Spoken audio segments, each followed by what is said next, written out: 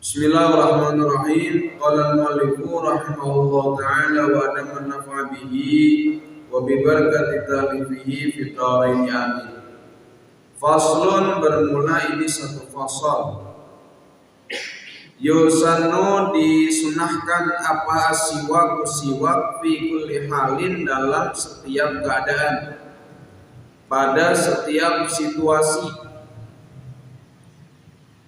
Wa yata'akkadu, dan lebih kuat siwak tersebut disunahkannya lil wudu'i, karena wudu, wassalati, dan salat, likulli ihramin, bagi setiap yang ihram. Ini sekarang malam ini kita mengaji bab siwak. Siwak perkara yang kecil namun sulit dilakukan. Makanya Rasul mengatakan, laula an asyqa ala ummati la amartuhum bisiwak. Kalaulah tidak memberatkan terhadap umatku, la amartuhum bisiwaki, niscaya kami, kata Rasul, perintahkan mereka untuk bersiwak. Sampai gede kayak gini kita malu megang siwak. Padahal sunnah Rasulullah Sallallahu Alaihi Wasallam. Katanya sunnah Rasul, mataunya malam Jumat doang diributin, ya. Bagian sunnah begini mah nggak digaungkan. Padahal sunnah siwak itu apa? Fi kulli halin, dalam setiap keadaan. Terlebih mau wudu.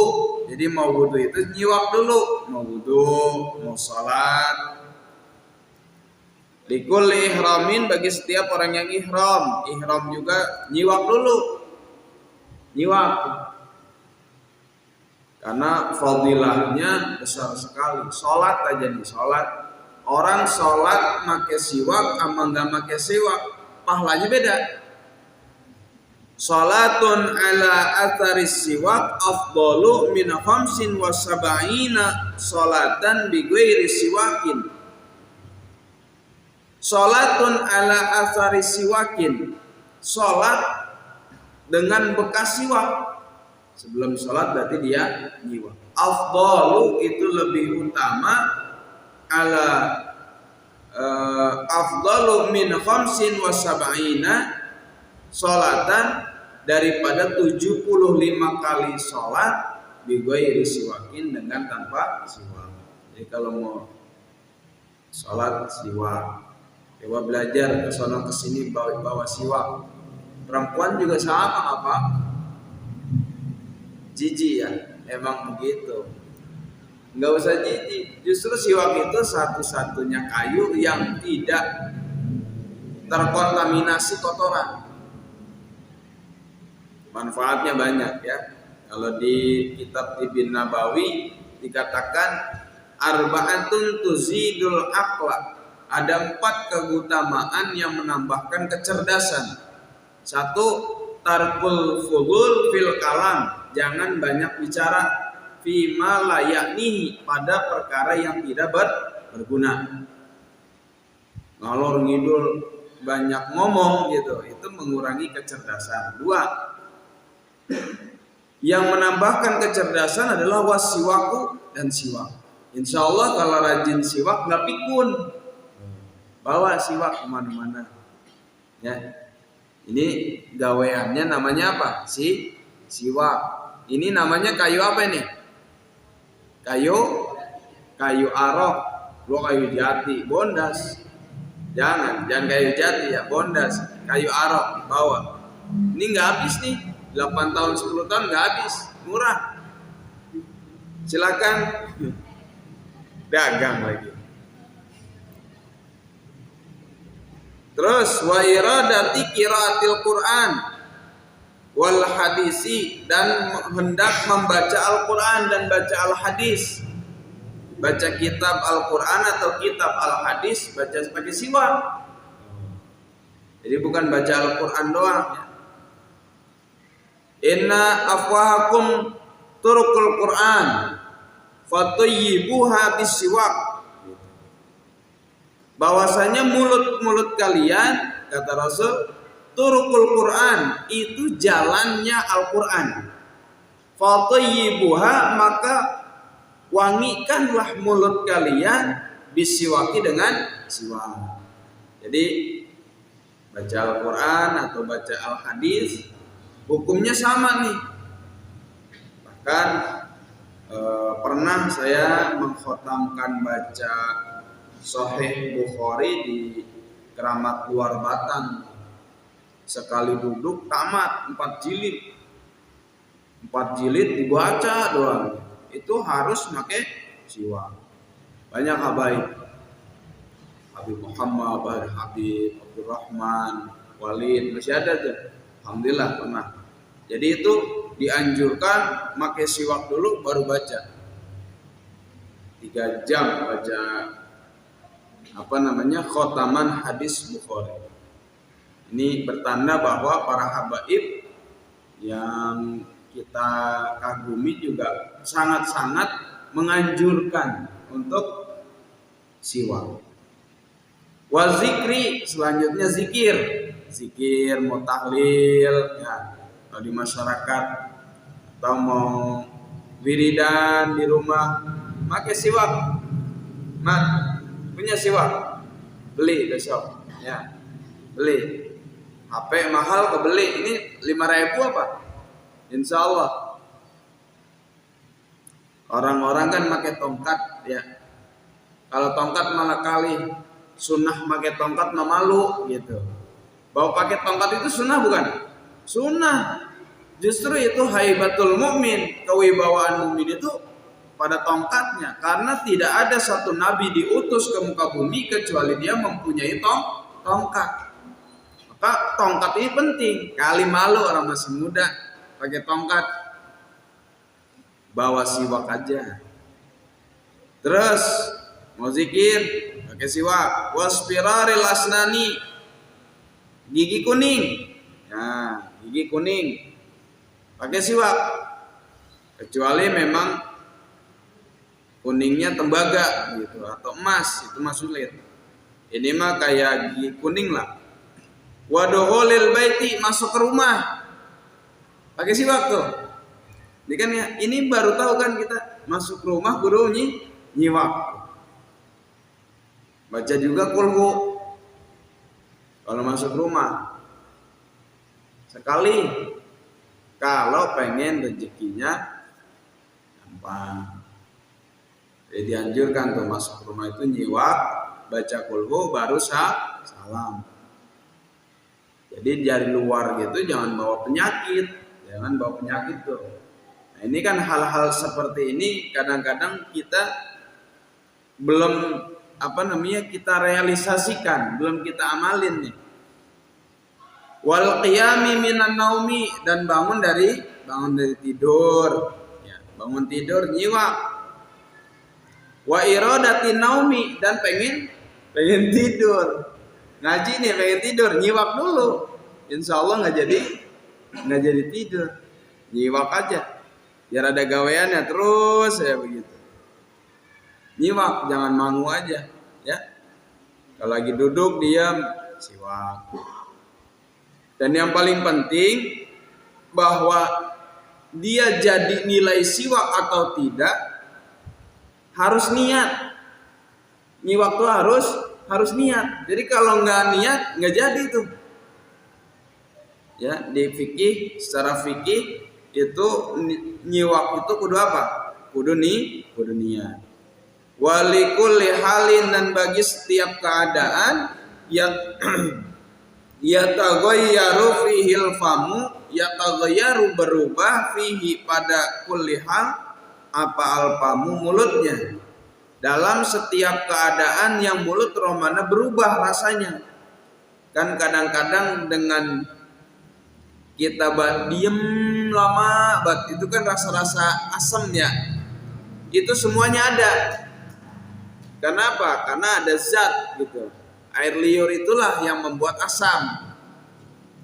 Kalau udah nggak ngerasa asam pada mulut, diam aja sakit tandanya. Itu biasanya pahit. Nah, kalau orang normal kudunya asam. Kenapa? Itu buat penghancur bakteri yang akan kita makan pada makanan. Nah, kalau kita lama diem, ngelamun, itu ada rasa berubah tuh, mulut rasa asam. Atau makan yang bau-bau, habis makan apa? Jengkol, pete, tapi enggak enak sih bau pete ya, sedap gitu. Nah itu dianjurkan juga untuk siwak. Wa yukrahu lisaimi, dan dimakruhkan siwak lisaimi bagi yang puasa ba'da zawali, setelah tergelincirnya matahari tengah hari. Nah, ini ada dua pendapat nih. Ada yang mengatakan makruh, ada yang mengatakan mutlak tidak makruh. Jadi kalau ada orang siang-siang bulan puasa nyiwak, jangan disalahin. Ingat nih, karena dalam kitab Fathul Qarib waqala An-Nawawi la yukrahu mutlaqon. Menurut Imam Nawawi bahwa nyiwak di siang hari pada bulan Ramadan itu la yukrahu, secara mutlak tidak dimakruhkan. Mau pagi, siang, sore boleh. Nah, besok kalau ada yang nyiwak jangan disalahin ya. Ntar nggak boleh mulu. Kalau dulu ngajinya apa? Nggak boleh. Ya hukumnya makruh. Sekarang udah tahu nih dibilangin. Apa? Hukumnya ada ulama yang membolehkan. Siapa ulamanya? Imam Nawawi. Bukan Syekh Nawawi tapi Imam Nawawi. Irak. Kalau Syekh Nawawi itu Al-Bantani. Beda tuh.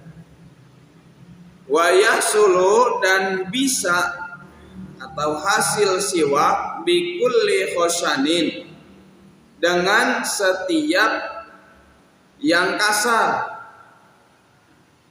Bisa aja dengan setiap yang kasar, bisa dikatakan siwak, sikat gigi.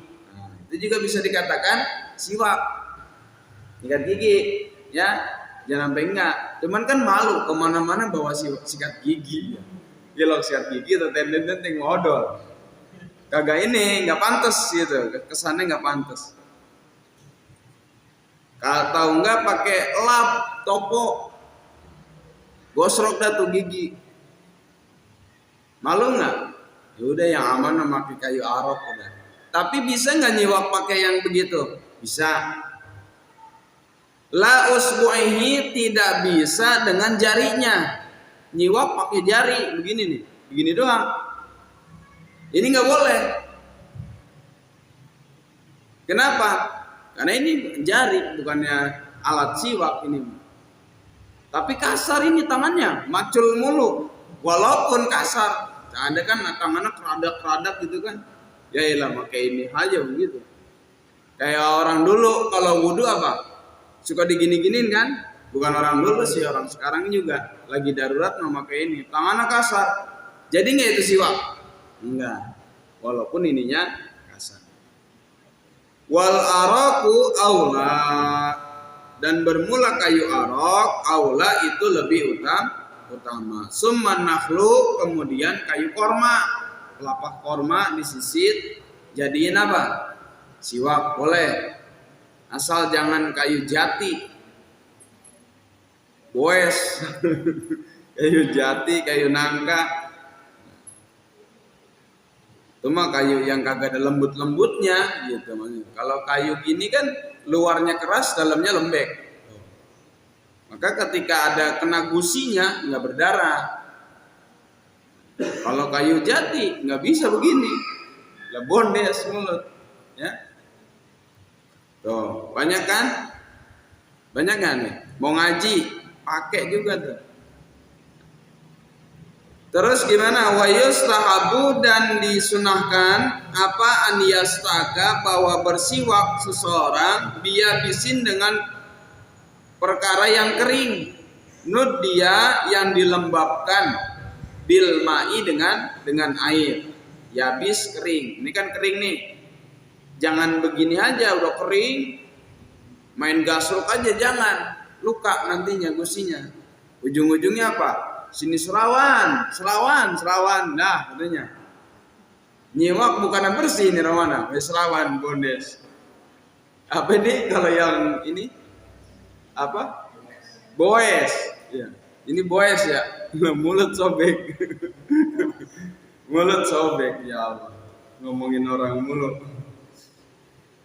Wayastaka dan bersiwak man arbon pada lebarnya. Lebar, berarti ke sini, ke kanan dulu. Dari kiri, gigi kiri ke kanan, naik ke atas. Puterin ke kiri. Dari kiri baru ke depan. Dari depan lak-lakan. Pelan-pelan tapi lak-lakannya set gitu. Baru lidah seret. Bisa? Kebayang? Kebayang ya? Mbak bisa? Satu ke kanan, gigi bawah, naik ke atas, puterin ke atas, ke bawah, ke tengah, ke lak-lakan, atasnya, terus lidahnya. Tengah lidah ya, bukan di ujung. Insya Allah itu nggak bakalan apa? Nggak bakalan kotor mulutnya. Masa borok mulut ngomongin apaan? Illa fil lisani, kecuali pada lidahnya. Kalau lidah dia manjang gitu maksudnya. Tadi kan lebarnya. Kalau lidah jangan lebar tapi apa? Panjangnya.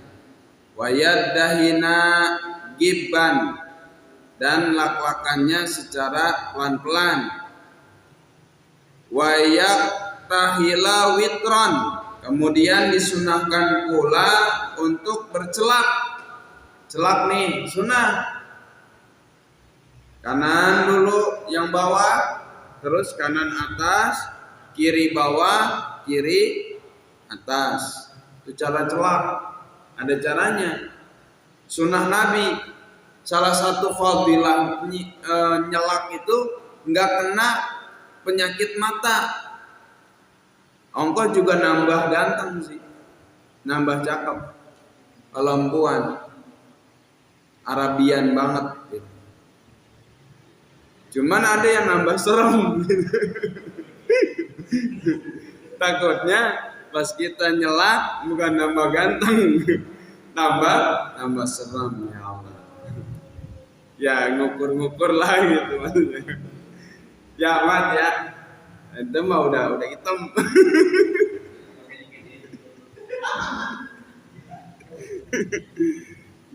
Makanya jangan kayak Dedi. Itu mah berlebihan, israf ya. Deddy Kobuzer itu mah jangan. Deddy Kobuzer berlebihan gitu. Ini mah 3 kali. Wa yaqussa asyariba, dan menggunting asyariba akan kumis. Walaupun perempuan, ada perempuan yang kumisan gunting. Kalau didiamin aja panjang. Kecuali bulu-bulu yang lembut lah, jangan, takkan jadi brewok. Ya. Guntingin tuh. Jadi kalau kumis diapain, Mat? Digunting, jangan dikerok, digunting.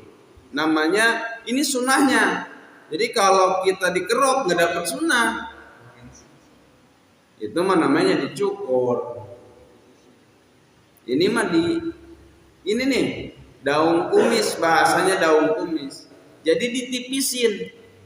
Sebab biasanya kalau laki-laki biasa ada kumisnya tebal, kemudian dicukur plontos, biasanya culun.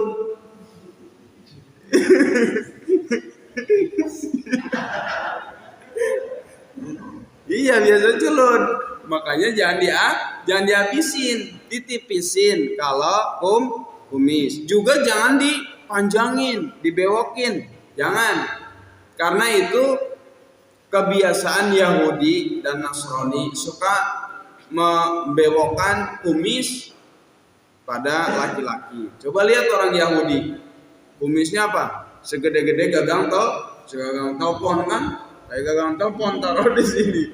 Masya Allah gitu. Jangan, ya orang India tuh jangan.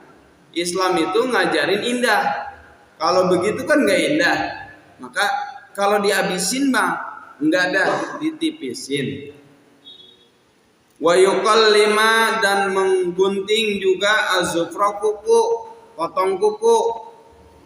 Kapan sunnahnya? 3 hari. Ingat ini kalau potong kuku. Hari Senin, hari Kamis, sama hari Jumat. Tuh, di Ihya tuh diajarin begitu. Hari Senin, hari Kamis, hari Jumat. Paling bagus waktunya kapan? Kamis sore menjelang maghrib.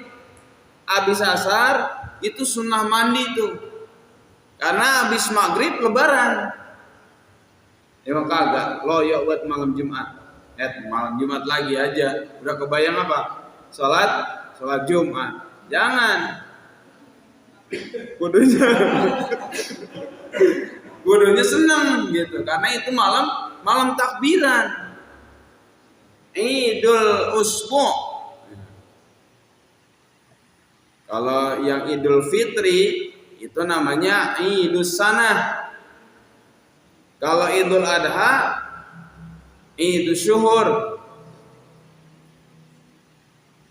Makanya dalam Al-Quran inna iddatas syuhur, bilangan-bilangan bulan-bulan yang dimuliakan itu salah satunya apa? Zulhijjah. Jadi belum setahun udah lebaran lagi gitu. Makanya disebutnya lebaran bulanan walaupun terjadinya setahun sekali. Itu ya. Jadi kuku potong-potongin hari apa aja? Hari Senin, hari Kamis, hari Jumat. Paling bagus waktunya adalah Kamis sore. Kenapa di hari-hari yang lain selain yang 3 ini mewarisi baros?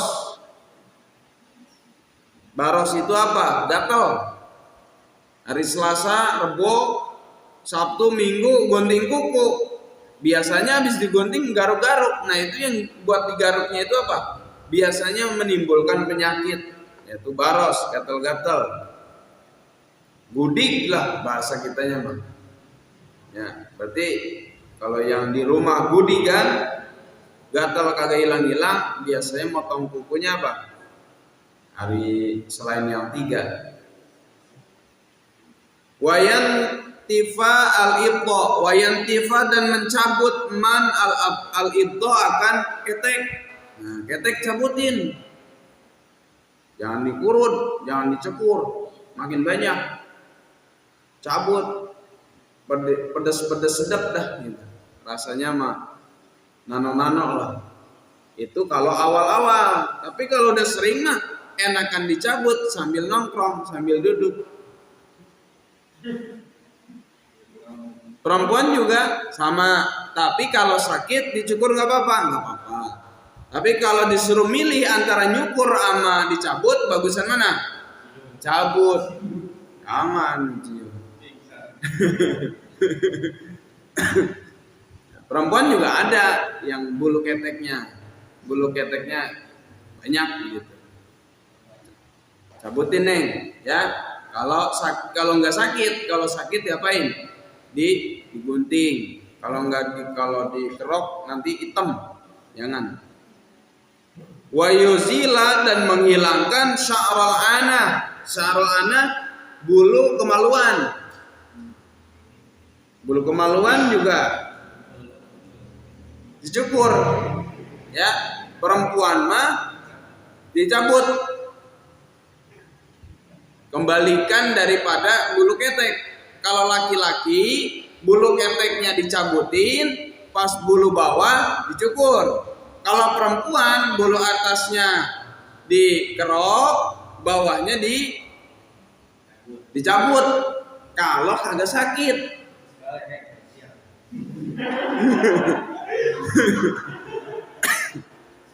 Kalau nggak sakit, ya.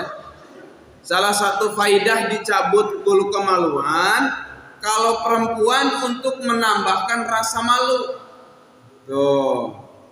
Biar malunya tebel. Malunya gede. Tuh perempuan tuh. Jadi kalau kelihatan betis malu, kelihatan rambut malu. Itu salah satu faedahnya. Kalau laki-laki dianjurkan dikerok karena faedahnya untuk menambahkan kejantanan. Si botak. Nah, jangan sampai lebih dari 40 hari. Nih batas waktunya nih. Jangan sampai lebih dari 40 hari. Ketika itu lebih dari 40 hari, itu setan pada bikin sarang di situ. 40 hari sebulan 10 hari berarti kan ini mah 3 bulan kagak dicukur-cukur. Setan doang itu isinya. Ya, perempuan juga sama. Intinya ya supaya apa? Supaya bersih.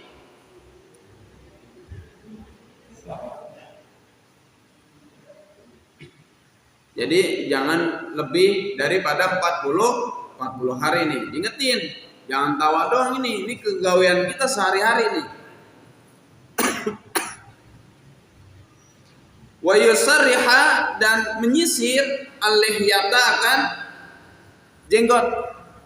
Nyisir jenggot, yang jenggotnya panjang, makruh dikerok botak. Bang Ahmad ini kan cakep tuh jenggotnya. Jangan dikerok. Karena ini sunnah Nabi. Walaupun dikit nih kayak begini, kagak kompak, gitu kan? Nggak apa-apa. Gitu. Ngambil sunnahnya, walau lehiyatan wahidatan, sekalipun cuman sehelai. Kalau emang dia senang, maka dapat sunnah Rasul. Batas maksimal. Nah ini yang biasa orang kagak disampaikan. Batas maksimal dalam memelihara jenggot adalah apabila dia sudah satu genggaman. Kalau udah segini ada lebihannya nih, maka ini yang dipotong. Gitu. Kalau masih kayak kita mah masih pendek begini mah, biarin biar gembel. Ya, nyisir, disisirin tuh apa? Jenggot.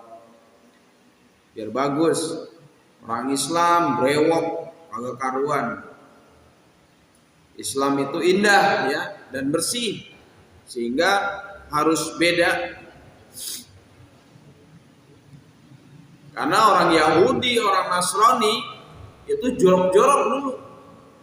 Dia mah mandinya aja bisa bulan-bulan gak mandi. Karena tradisi orang Yahudi zaman itu ketika ada orang yang mandi, maka dia seakan-akan habis zina, gitu. Jadi kalau di masyarakat ada yang mandi, wah habis zina loh, gitu. Itu namanya mandi nebus dosa kata dia. Makanya dia mau pada mandi. Datanglah Islam, suruh bersih, jangan begitu. Makanya banyak sekali kesunahan dalam keseharian kita. Terus apa lagi? Wa yaghdhiba asyaiba, menyemir uban, bihumratin aw sufratin, dengan warna merah atau dengan warna kuning. Disemir. Kalau rambut udah ubanan disemir. Nggak boleh itu mah menyerupai Yahudi. Kecuali buat perang.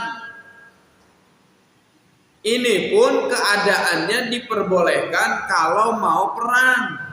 Ingat nih, elatnya boleh menyemir rambut kalau keadaannya mau perang melawan kafir. Kalau nggak ada perang mah jangan pakai disemir. Karena apa? Asyaibah nurullah. Bahwa ini adalah cahaya-cahaya Allah, uban itu. Makanya jangan dicabutin.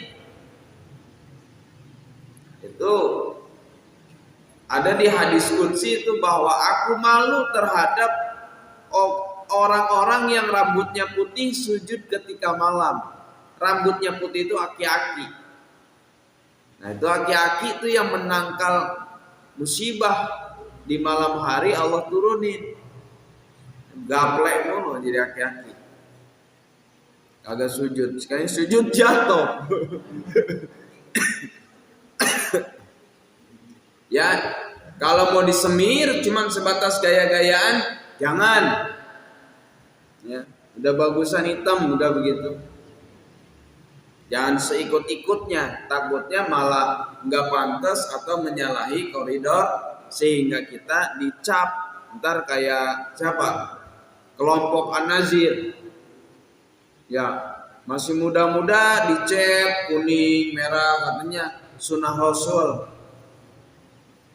Sunnah Rasul, kenapa Rasul itu di satu gini nih, segini doang Rasul mah. Banyaknya segini doang, tapi di belakang di sini. Satu helai gitu tuh, ya satu segini. Rasul tuh segitu doang, satu. Jadi kok gua sampai kuning semuanya. Nah itu karena untuk menunjukkan kebangsawanan. Jadi kalau orang Arab dulu tandanya dia bangsawan, kalau sekarang tuh menteri, orang berpengaruh di wilayahnya itu harus pakai ada cap semirannya.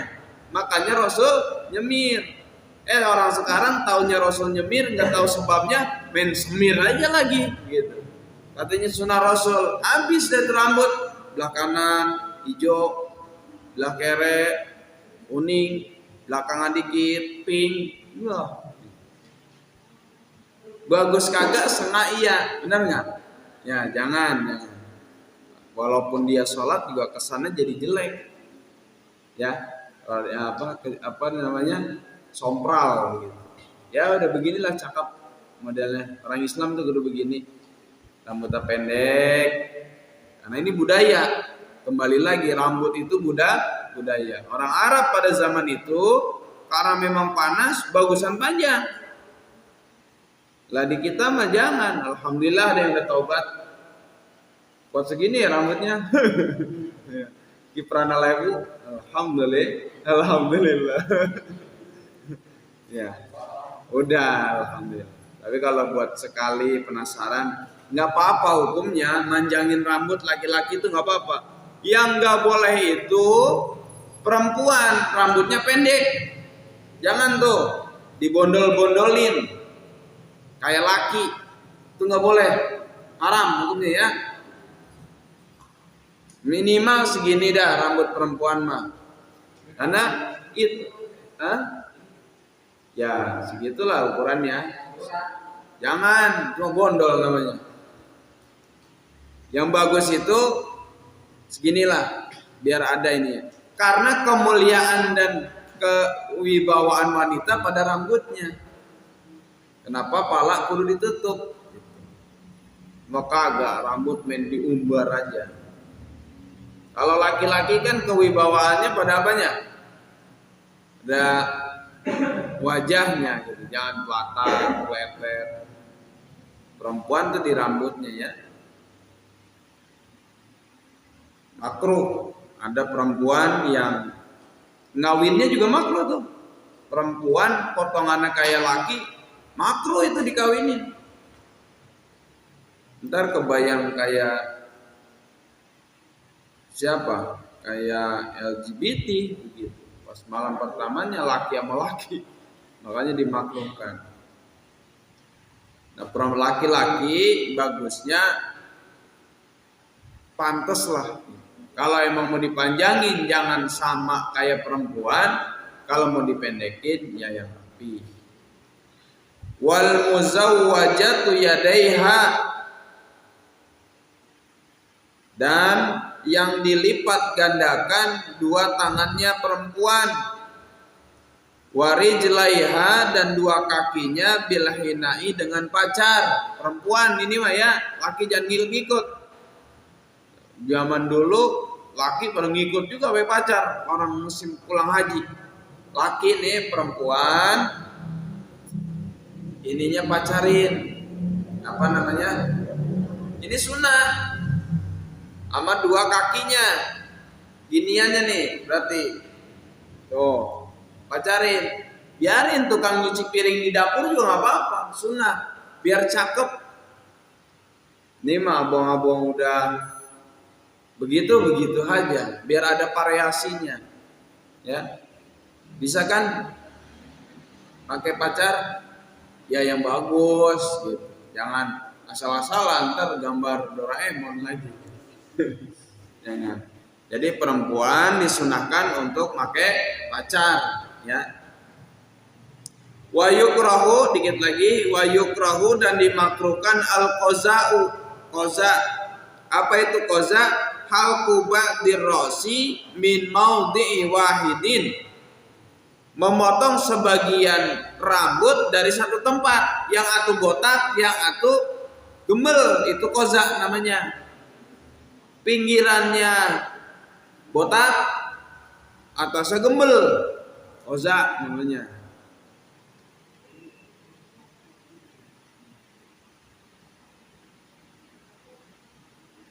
Jadi nggak boleh itu ya, makruh hukumnya.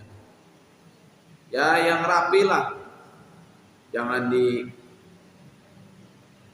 kan lagi tren tuh, yang atasnya gembel, sampingnya botak abis, tren itu. Kalau enggak yang digini-giniin, ya jalan semut di garis-garis itu juga jangan. Wanat fusyaibi, dan dimakruhkan pula nyabutin kumis, jangan dicabutin, nanti cantengan. Kumis itu jangan dicabut, diapain? Digun. Wanat fusyaibi nyabutin uban, bukan kumis, uban. Ini makruh dicabutin ya, biarin aja dia bertumbuh. Wanat fulihyati, dan nyabutin jenggot dicabutin, jangan. Kalau yang masih tipis-tipis itu kan pakai duit tuh biasanya sambil nongkrong, stak gitu. Nah, itu tuh apa? Makruh ternyata. Wal masyu finalin wahidin, jalan dan pada satu sendal. Pakai sendalnya menatu. Nah, itu makruh juga. Engkau juga kurang gawean. Ya, nyeker apalagi, nyeker juga makruh ya. Nyeker itu makruh karena mengurangi muru'ah,